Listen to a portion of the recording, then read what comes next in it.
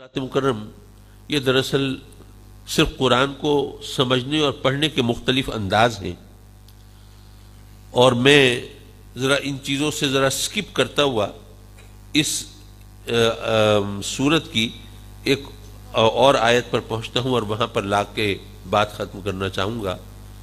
وَلَلْآخِرَةُ خَيْرٌ لَكَ مِنَ الْأُولَىٰ۔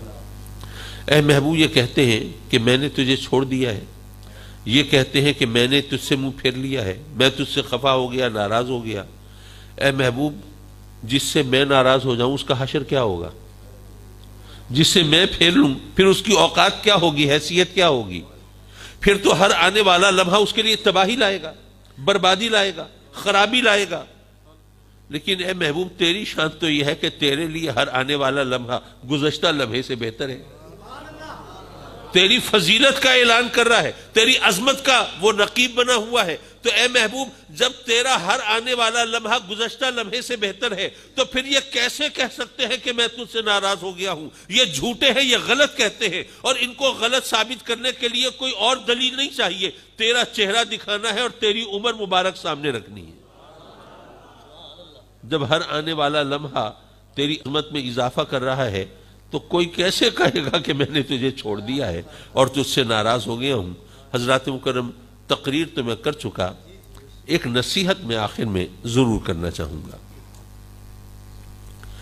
دیکھیے، بات یہ ہے کہ آج کل ویسے تو ہم مسائلستان میں رہ رہے ہیں، میں سیاست نہیں بول رہا، میں تو ایک عام آدمی کی بات کر رہا ہوں کہ جو معاملات ہیں، جو پریشانی میں لوگ ہیں، جو مہنگائی ہے۔ سچی بات یہ ہے، خدا شاہد ہے کہ مجھے بعض اوقات بہت ہی تعجب ہوتا ہے اور خوف بھی آتا ہے کہ ایک غریب آدمی بیچارہ دال روٹی بھی کیسے چلا سکتا ہے اس مہنگائی کے عالم میں، کس طرح چل رہے ہوں گے اور کس طرح وہ زندگی بسر کر رہے ہوں گے، اور بچوں کا پیٹ پالنے کے لیے وہ کیا کر رہے ہوں گے۔ تو یہ تمام معاملات ایسے ہیں تو آدمی کا سکون چھن گیا ہے۔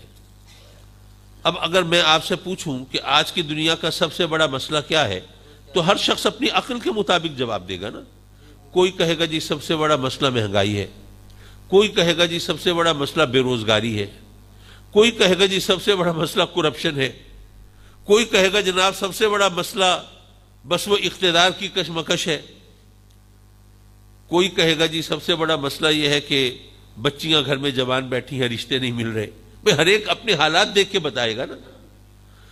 تو کوئی کچھ کہے گا، کوئی کچھ کہے گا، لیکن اگر میں ان تمام چیزوں کو ایک لفظ میں سمو دوں تو میں یہ کہہ سکتا ہوں کہ آج کی دنیا کا سب سے بڑا مسئلہ یہ ہے کہ ہمارا سکون چھن گیا ہے، ہمیں سکون چاہیے۔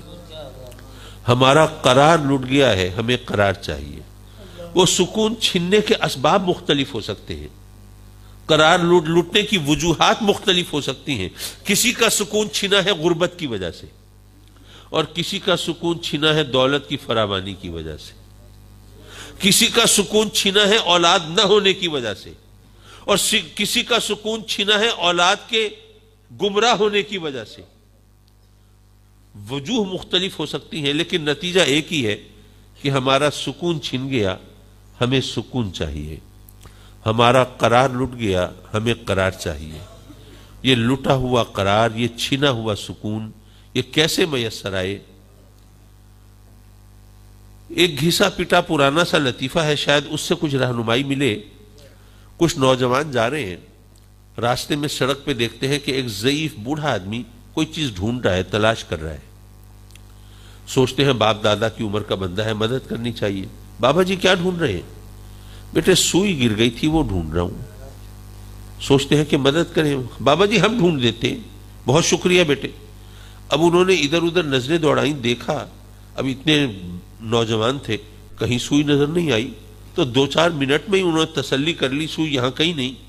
بابا جی سوئی تو یہاں کہیں بھی نہیں ہے، کہاں گری تھی؟ بابا جی فرماتے ہیں بیٹے وہ گھر کے اندر گری تھی۔ بڑا غصہ آیا، بڑا طیش آیا، یہ بابا جی یہ خود بے وقوف ہے، یہ ہمیں پاگل بنا رہے ہیں۔ بابا جی یہ کیا مذاق ہے؟ سوئی گری تھی گھر کے اندر اور ڈھونڈ یہاں باہر گلی میں رہے ہو، یہ کیا تماشا ہے؟ بابا جی نے فرمایا کہ بیٹے بات دراصل یہ ہے، گھر میں لوڈ شیڈنگ تھی، اندھیرا تھا، اور سوئی چھوٹی سی چیز ہے، مجھ بوڑھے کی نظر کمزور ہے، میں نے سوچا مجھ بوڑھے کو وہ سوئی گھر کے اندر تو ملے گی نہیں، باہر گلی میں اجالا ہے، چل کے دیکھو شاید وہاں مل جائے۔ وہ بوڑھا بے وقوف تھا، پاگل تھا، عقل سے پیدل تھا، چیز گری تھی گھر کے اندر، ڈھونڈتا باہر تھا۔ لیکن یارو یہ بتاؤ، یہ سکون اور اطمینان یہ آدمی کے اندر کی چیز ہے یا باہر کی چیز ہے؟ چیز تو اندر کی ہے، اور ڈھونڈتے باہر ہیں، کبھی مال و دولت میں، کبھی زر و جواہر میں، کبھی زمین جائیداد میں، کبھی آل اولاد میں، کبھی عہدے اور منصب میں، کبھی طاقت و اقتدار میں، کبھی حکومت و اختیار میں۔ یارو چیز اندر کی ہے، ڈھونڈتے باہر ہو، کیسے ملے گی؟ اندر ڈھونڈو وہیں ملے گی، اور اندر بھی نہیں ملے گی اگر اندر اندھیرا ہوگا۔ اندر بھی نہیں ملے گی اگر اندر اندھیرا ہوگا۔ تو تمہارے اندر اجالا کرنے والی چیز کون سی ہے؟ پھر میری مانو تو سرکار کی محبت کی شمع جلا لو، اور آقا کریم کے عشق کا الاؤ دہکا لو، تو یہ چھنا ہوا سکون، یہ لٹا ہوا قرار یہیں دل کے آنگن میں مل جائے گا۔ لیکن ایک بات یاد رکھنا کہ محبت کے دعوے کرنا بہت آسان ہے، اور محبت کے امتحان میں پورا اترنا یہ بہت مشکل ہے۔ ہم لوگوں کا تو یہ کام ہے، لوگوں کو کہتے ہیں، اگر کسی کو نصیحت کرے نا کہ بھائی میرے آقا کریم صلی اللہ علیہ وسلم کا اپنا فرمان ہے کہ حبو کا شیء یومی و یسم، کسی بھی چیز کی محبت جو ہے وہ تجھے اندھا کر دیتی ہے اور تجھے بہرا کر دیتی ہے۔ کیا مطلب؟ آدمی معذور ہو جاتا ہے، آنکھوں سے فارغ ہو جاتا ہے اور سماعت سے محروم ہو جاتا ہے؟ نہیں، مطلب یہ کہ وہ گونگا اور بہرا کر، اندھا اور بہرا کر دیتی ہے۔ کیا مطلب؟ محبوب میں اگر کوئی عیب ہو بھی صحیح تو وہ دکھائی نہیں دیتا، اور محبوب کی برائی کسی سے سننا یہ اس کو گوارا نہیں ہوتا۔ تو ہم سرکار سے محبت کا دعویٰ کریں اور لوگ ہمارے سامنے آقا کریم کی شان میں گستاخی کریں اور ہم اس کو گوارا کر لیں، برداشت کر لیں، پی جائیں، تو یارو پتہ یہ چلا کہ ہم محبت کے دعوے میں سچے نہیں تھے۔ میں بات لمبی نہیں کرنا چاہ رہا، لیکن ایک دو باتیں یہاں پہ آئیں ذہن میں عرض کرتا چلوں۔ ایک دفعہ کچھ صحابی گزر رہے ہیں کہیں ویرانے میں، تو ایک صحابی ذرا جھک کے گزرے، جیسے کوئی چیز کسی سے بچنے کے لیے آدمی جھک جاتا ہے نا، کوئی چوکھٹ نیچی ہو دروازے کی تو آدمی جھک کے بچ کے نکلتا ہے، تو ایسے وہ چلے۔ تو ان کے ساتھیوں نے کہا کہ جی یہاں پہ آپ یہ اس طرح جھک کے چلے ہیں کیوں؟ یہاں پہ تو کوئی چیز نہیں ہے جس سے بچنے کے لیے آپ اس طرح یہ ہو گئے ہوں، جھکے ہوں۔ انہوں نے کہا کہ بات یہ ہے کہ ایک دفعہ میں آقا کریم صلی اللہ علیہ وسلم کے ساتھ یہاں سے گزرا تھا، اس وقت یہاں پہ ایک درخت تھا، اس کی شاخیں لٹک رہی تھی، میرے آقا کریم ان سے بچنے کے لیے اس طرح ذرا جھک کے چلے تھے۔ آج وہ درخت تو نہیں ہے، وہ شاخیں تو نہیں ہے، لیکن جگہ تو وہی ہے نا، تو میں نے چاہا کہ میں سرکار کی سنت کو اپنا لوں۔ سیدنا عثمان غنی رضی اللہ تعالیٰ عنہ اپنے دور خلافت میں وضو فرما رہے، وضو کرتے ہوئے انہوں نے کلی کی اور پھر تبسم فرمایا۔ اچھا، جو وقت کے حاکم ہوتے ہیں ان کی ایک ایک ادا پر لوگوں کی نظر ہوتی ہے، کس چیز سے خوش ہوتے ہیں، کس سے ناراض ہوتے ہیں، لوگ دیکھتے ہیں، نظر رکھتے ہیں تاکہ اس سے فائدہ اٹھا سکیں بعد میں اپنے مفادات کے مطابق۔ اب انہوں نے دیکھا کہ عثمان غنی مسکرائے تو ہے لیکن کوئی سبب نظر نہیں آیا مسکرانے کا۔ وہ کسی بات پہ خوش ہوئے، مسکرائے تو ہمیں پتہ تو چلے کس بات پہ خوش ہوئے، شاید آئندہ ہم اسی چیز سے کوئی فائدہ اٹھا سکیں۔ کسی منہ چڑھے شخص نے پوچھ لیا کہ صحیح آپ نے تبسم کیا ہے، ذرا ہمیں بھی بتا دیجئے کس چیز سے آپ اتنے خوش ہوئے، ہم بھی خوشی میں شریک ہو جائیں۔ سیدنا عثمان غنی فرماتے ہیں کہ کچھ نہیں، ایک دفعہ آقا کریم نے وضو کرتے ہوئے اسی طرح کلی کی تھی اور پھر تبسم فرمایا تھا بغیر وجہ کے، میں نے کہا میں سرکار کی سنت کو اپنا لوں۔ حضرت امام مالک، میں کسی مجذوب کی بات نہیں کر رہا، کسی دیوانے کی بات نہیں کر رہا، فقہ کے امام کی بات کر رہا ہوں جو امت مسلمہ کی رہنمائی کا فریضہ انجام دیتا ہے۔ جب ان کو رب کائنات نے فراغت اور خوشحالی عطا فرمائی تو وہ اما بنعمت ربک فحدث، تحدیث نعمت ہونی چاہیے، اللہ کوئی نعمت دے تو اس کا اظہار بھی ہونا چاہیے۔ تو بڑا شاندار لباس زیب تن فرماتے، بڑا قیمتی کپڑے کا شاندار لباس، گھر سے نکلتے اب مسجد نبوی آنا ہے، آپ نے درس دینا ہے، تو اتنے اچھے کپڑے پہن کے اب گلی میں آئے ہیں، تو گلی کشادہ ہے، کھلی ہے، لیکن درمیان میں چلنے کی بجائے دیوار کے ساتھ چل رہے ہیں۔ چلیں دیوار کے ساتھ چل رہے ہیں، لیکن دیوار کے ساتھ چلتے ہوئے بھی ذرا کپڑے بچا کے ذرا تھوڑا سا احتیاط سے چل سکتے ہیں، نہیں دیوار سے رگڑ کھاتے ہوئے چل رہے ہیں۔ ظاہر رگڑ کھاتے ہوئے چلیں گے تو کپڑوں کا تو حشر نشر ہونا ہی ہے، وہ بوسیدہ بھی ہوں گے، میلے بھی ہوں گے، کہیں سے مسک جائیں گے، پھٹنے بھی لگیں گے۔ اب لوگ حیران ہوتے کہ یہ کیا ماجرا ہے۔ ایک دن کسی شخص نے ہمت کر کے پوچھ ہی لیا، امام مالک کا بڑا روب تھا، ان سے سوال کرنا ایک عام آدمی کی حیثیت نہیں تھی، لیکن کسی دن ایک شخص نے پوچھ لیا کہ صحیح بات سمجھ میں نہیں آئی، اتنے اچھے کپڑے پہن کے گھر سے چلتے ہیں اور یہاں مسجد نبوی تک آتے آتے اس کا حشر نشر کر دیتے ہیں، کیا ماجرا ہے؟ فرمایا کہ دو باتیں ہیں۔ پہلی بات تو یہ کہ میں جب گلی میں آتا ہوں تو خیال ہوتا ہے کہ انہی گلیوں میں میرے آقا کریم بھی محو خرام ہوں گے، وہ بھی چلے ہوں گے، اور زیادہ گمان یہ ہے کہ گلی کے درمیان میں چلے ہوں گے، تو اگر میں بھی درمیان میں چلوں اور وہاں کسی ایسی جگہ میرا قدم پڑ جائے جہاں میرے آقا کریم کا نقش مبارک ہو، قدم مبارک کا، تو یہ تو گستاخی ہوگی، میں تو اس گستاخی کا متحمل نہیں ہو سکتا، اس لیے کنارے پہ چلتا ہوں۔ اور پھر یہ خیال آتا ہے کہ کیا پتہ مٹی کا کوئی ذرہ، گرد کا کوئی ذرہ میرے آقا کریم کی نالین پاک سے لگ کے اڑا ہو اور ابھی تک مدینے کی ان دیواروں پہ لگا رہ گیا ہو، تو اگر میں یہاں سے رگڑ کھا کے گزروں گا تو کیا پتہ مٹی کا وہ ذرہ جسے میرے آقا کریم کی نالین پاک سے نسبت ہے، اگر میرے کپڑوں پہ لگ کے مجھے میسر آ جائے تو میری شفاعت کا بہانہ بن جائے، میری بخشش کا سبب بن جائے۔ حضرات مکرم، یہ محبت کے انداز تھے۔ آج کل عالم یہ ہے کہ ہم سرکار کی محبت کا درس دیں تو لوگ کہتے ہیں کہ یہ بھی عجیب لوگ ہیں، ان کو وہ لیلا مجنوں کی کہانیاں سنانا آتی ہیں، یہ عشق و محبت کے درس دینا آتے ہیں، حالانکہ یہ دور ہے درس عمل دینے کا، یہ درس محبت دیتے رہتے ہیں۔ میں عرض کروں گا ہمارا ایمان یہ ہے کہ درس محبت در حقیقت درس عمل ہے۔ وہ اس لیے کہ اب دیکھیے نا، سردی کا موسم ہے، اب جب صبح فجر کا وقت ہوگا نماز پڑھنی ہوگی، اب سردی کا موسم، ہر ایک کے گھر گیزر تو نہیں لگے، اور آج کل ماشاءاللہ جو لوڈ شیڈنگ ہوتی ہے گیس کی، اس میں وہ گیزر لگے بھی ہوں تو نہ لگنے کے برابر ہی ہیں، تو ٹھنڈے پانی سے فجر کے لیے وضو کرنا، اٹھنا، گرم بستر سے نکلنا، پھر رب کی بارگاہ میں سجدہ ریز ہونا، تو یہ کوئی آسان کام تو نہیں ہے۔ تو اگر میرے آقا کریم کی محبت دل میں ہوگی تبھی آدمی اس راستے پہ چلے گا نا، کہ میرے آقا کریم راضی ہو جائیں گے۔ محبوب کو راضی کرنا ہی تو سب سے بڑی خواہش ہوتی ہے نا۔ تو اگر ہم سرکار سے سچی محبت کرتے ہوں گے، میں محبت کے نام پر دکانیں کھولنے والوں کی بات نہیں کر رہا، محض نعرے لگانے والوں کی بات نہیں کر رہا، سچی محبت کرنے والوں کی بات کر رہا ہوں، تو وہ تو پھر موسم کی سردی گرمی سے متاثر نہیں ہوں گے، ان کو تو یہی تڑپ ہوگی کسی طرح میرے آقا کریم مجھ سے راضی ہو جائیں۔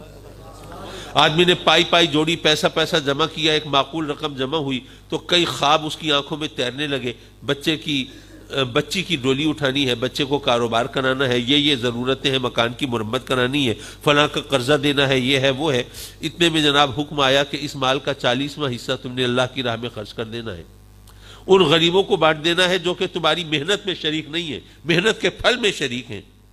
ادھر مال کی محبت ہے، اور مال کی محبت میں انسان بڑا پکا ہے، وَإِنَّهُ لِحُبِّ الْخَيْرِ لَشَدِيدٌ، لیکن پھر وہیں جائے گا نا جہاں محبت شدید ہوگی۔ تو اگر آقا کریم سے محبت ہوگی اور پتہ ہوگا کہ میں زکوٰۃ دوں گا تو وہ راضی ہوں گے، نہیں دوں گا تو ناراض ہوں گے، تو پھر وہ زکوٰۃ میں ڈنڈی مارنے کی کوشش نہیں کرے گا، پھر وہ مال حکم کے مطابق وہ اس طرح تقسیم کر دے گا۔ یہ درس محبت در حقیقت درس عمل ہے۔ گرمیوں کے روزے آتے ہیں جناب، آدمی نے روزہ رکھا ہے، پیاس سے زبان پہ کانٹے کھڑے ہیں، آدمی کے لیے وقت گزارنا مشکل ہے، اب کھانے کا سامان بھی ہے، پینے کا سامان بھی ہے، پیاس بجھائی جا سکتی ہے، بھوک مٹائی جا سکتی ہے، تسکین حاصل کی جا سکتی ہے، لیکن نہیں، آدمی منتظر ہے، وہ جناب مؤذن اذان دے گا، وقت ہوگا، پھر میں روزہ کھولوں گا۔ وہ اپنی حالت زار سے گویا یہ اعلان کر رہا ہے کہ وہ شخص جو سخت پیاس اور بھوک کے عالم میں ایک گھونٹ پانی پینے کے لیے، ایک لقمہ روٹی کھانے کے لیے اگر اللہ کے حکم کا منتظر ہے تو بڑے کام وہ اپنی مرضی سے کیسے کر سکتا ہے؟ یہ تو فلسفہ تھا، ایک پیغام تھا کہ اگر سخت پیاس کے عالم میں بھی ایک گھونٹ پانی بھی تم اپنی مرضی سے نہیں پی سکتے، اس کے لیے بھی اللہ کے حکم کے منتظر ہو، تو دنیا میں باقی کام میں اپنی مرضی سے کیسے کروں گا؟ وہ بھی اپنے رب کی اجازت سے ہی کروں گا۔ تو حضرات مکرم، یہ سرکار سے محبت، یہ دراصل درس عمل ہے جو ہم کہتے ہیں۔ رب کائنات ہمیں اس پر عمل کرنے کی بھی توفیق عطا فرمائے۔ اللہم صلی علی سیدنا و مولانا محمد وعلی آل سیدنا و مولانا محمد وبارک وسلم وصلی علیہ۔ ربنا آتنا فی الدنیا حسنہ وفی الآخرۃ حسنہ وقنا عذاب النار۔ میرے مولا، اس مبارک اور نورانی محفل میں ہماری حاضری کو مقبول و منظور فرما۔ تو جانتا ہے یہ کوئی سیاسی کٹھ نہیں ہے، کوئی دنیا داری کا چکر نہیں ہے مولا، صرف تیرے محبوب کی رضا کی خاطر یہ محفل سجائی ہے۔ تو مولا، یہ محفل سجانے والوں اور اس کی رونق بڑھانے والوں سے، یہ اس سخت سردی کے موسم میں بھی یہاں شرکت کرنے والوں کو مولا اس کا بے شمار اجر و ثمر عطا فرما اور خیر کثیر عطا فرما۔ جو بیمار ہیں ان کو سکھی صحت دے دے، شفائے کاملہ دے دے۔ کچھ دوستوں کے اہل خانہ بیمار ہیں، ان کو بھی صحت عطا فرما۔ ہمارے حافظ مدثر کے والد علیل ہیں اور وہ کافی عرصے سے بیمار ہیں، مولا اپنے کرم سے ان کو بھی شفا دے دے۔ بزرگوں کا سایہ تو تیری رحمت کا سایہ ہوتا ہے، یہ سایہ رحمت تادیر برقرار رکھنا اور ان بچوں کو ان کی خدمت کر کے جنت کمانے کی توفیق بخشنا۔ میرے مولا، کچھ تیرے بندے غربت کی چکی میں پس رہے ہیں، میرے مولا ان کی فصلوں کو نقصان سے بچا لے، ان کے کاروبار کو گھاٹے سے بچا لے، اپنے سوا کسی کی محتاجی سے بچا لے۔ کچھ تیرے بندے قرضے کے بوجھ تلے دبے ہیں، ادائیگی کی کوئی صورت نظر نہیں آتی۔ اور یہ بھی عجیب زمانہ ہے میرے مولا، پہلے جنہوں نے قرضہ دینا ہوتا تھا وہ پریشان ہوتے تھے، آج کل جنہوں نے لینا ہوتا ہے وہ پریشان ہوتے ہیں۔ یہ قرضہ لینے دینے والوں کی پریشانی دور فرما دے اور ادائیگی کے لیے غیب سے کوئی بہانہ پیدا فرما دے۔ کچھ تیرے بندے مولا اولاد سے محروم ہیں، نہ جانے کب سے جھولیاں پھیلا کے آنسو بہا کے تیری بارگاہ میں التجائیں کرتے ہیں۔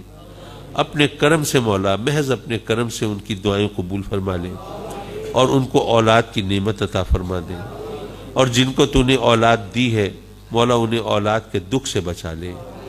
ہمارے بچوں کو ہمارے خوابوں کی تعبیر بنا دے، ہمارے لیے عزت و راحت کا سامان بنا دے۔ ہمارے بچوں کو برے کاموں سے بچا لے، بری سوچوں سے بچا لے اور بری صحبت سے بچا لے۔ میرے مولا اپنے کرم سے، آج کل ہر گھر کی کہانی ہے، جوان بچیاں گھروں میں بیٹھی ہیں، رشتوں کا کال پڑ گیا ہے۔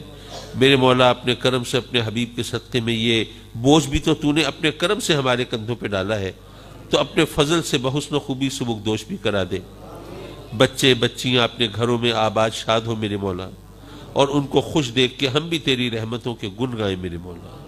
اپنے کرم سے اپنے سجدوں کی لذت دے دے، اپنی عبادت کا ذوق دے دے، اپنے احکام کی تعمیل کی توفیق دے دے میرے مولا۔ اپنے کرم سے، محض اپنے کرم سے اس دنیا میں بھی عزت عطا فرما اور آخرت کی بھی رسوائی سے بچا میرے مولا۔